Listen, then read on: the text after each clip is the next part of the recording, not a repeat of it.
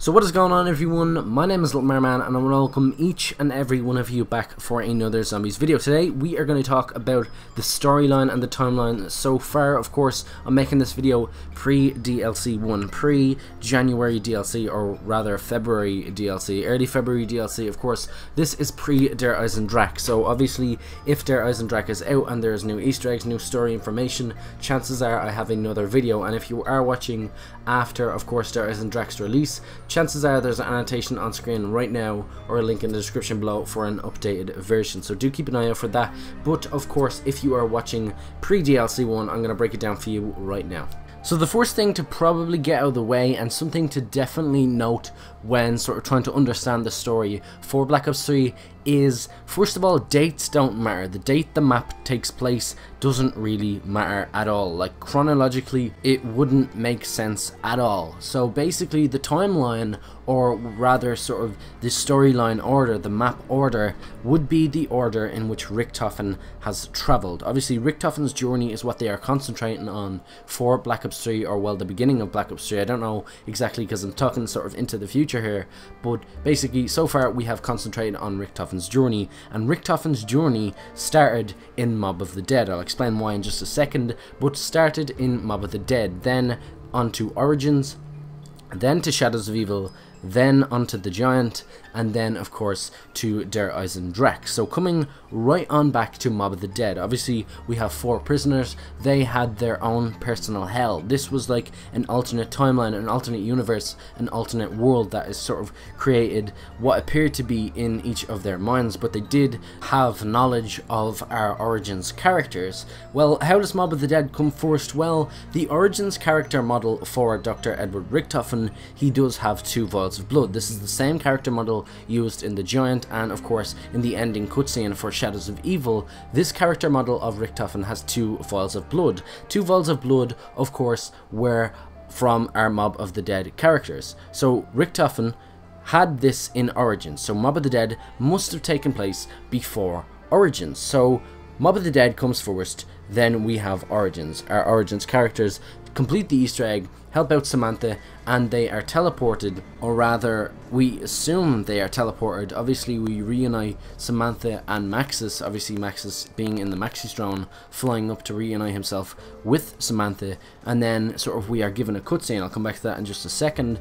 but we assume that our Origins characters are then teleported and sort of the zombie outbreak is contained, and Richthofen and the rest of the crew then, with knowledge that possibly even Samantha has given them, go about trying to sort of save the world on their own. Richthofen then goes on to sort of study and master the art of understanding and of course travelling to these alternate timelines and different things about time travel, what he needs to do, and planning out his plan with what appears to be another form or another version of Dr. Maxis. And this is where a lot of confusion actually occurs. So basically we got a cutscene at the end of Origins. At the end of the Origins Easter egg, we were given a cutscene. This showed an alternate universe, an alternate world. In this world, of course, we do have Dr. Maxis being the father of what appears to be Samantha, and whether or not he is actually Eddie's father or whether Eddie is just Samantha's friend,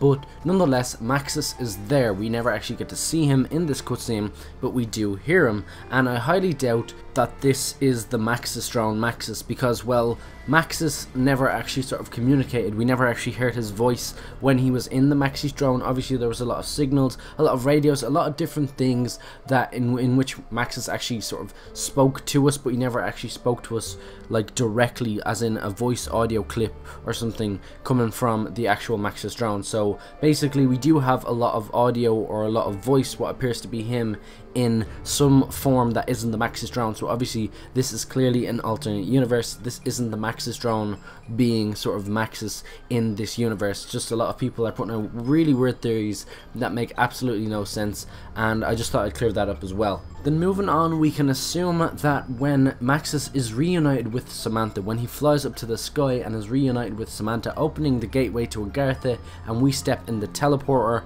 of course, that Maxis is then given a new body and sent back down to work with Richtofen in fixing all the sort of mayhem and different things that they have caused, their other selves have caused in different alternate timelines, interfering with each other's timelines.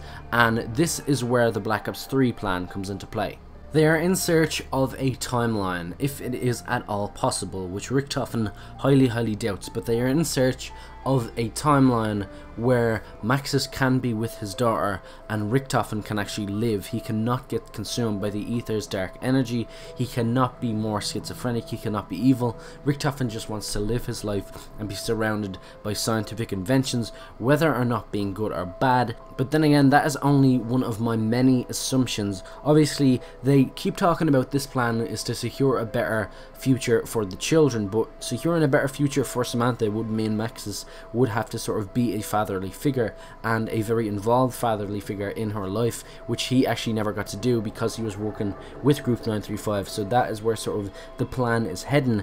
And if Maxis is to sort of get away with this, then why wouldn't Richtofen get away with it? Because they are normally sort of stuck in predicaments together, and I can honestly just see that's the way it would work out in the end. But getting back on track, obviously Richtofen then travels after studying a bit and forming a plan with whatever form of maxis Treyarch actually decided to pick. Obviously that's part of the storyline, is a bit of a blur and a lot of people have different ideas on that, but nonetheless we do know that Richtofen then goes on to Shadows of Evil in search of the summoning key. And Richtofen actually comes into the Shadows of Evil realm, the realm taken over by Cthulhu and of course his pawn, the Shadow Man.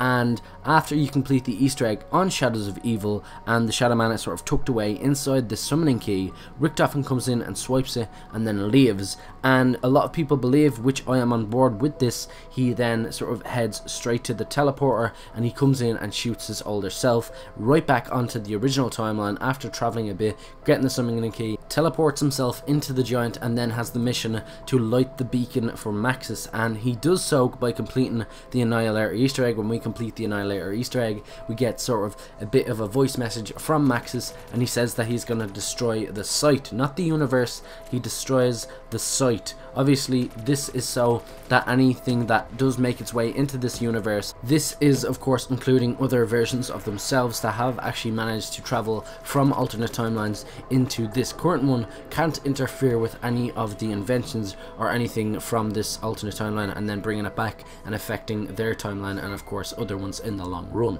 So Maxis destroys the site of the giant, and then our characters journey on then to Der Eisendrache. And how we know that this actually takes place directly after the giant, how Der Eisendrache takes place after the giant, would be with the help of the information given on the map of Der Eisendrache on the PlayStation Store. Obviously from the map description you can see that Der Eisendrache takes place directly after the giant, so there isn't any sort of error there or anything like that. So it goes then right back on to our Richtofens Journey chart. Obviously we have Mob of the Dead, then onto Origins, then of course Shadows of Evil, then on to the Giant, and then of course finishing on Der Eisendrache. And that's really all the information that we have right now regarding the Black Ops 3 timeline, the Black Ops 3 storyline, and everything Easter egg wise that we have regarding the story all the way up until Der Eisendrache. If you did enjoy, if you did learn something, do smash that like button, it does help me out a lot. And of course subscribe if you are new and enjoy videos like this one.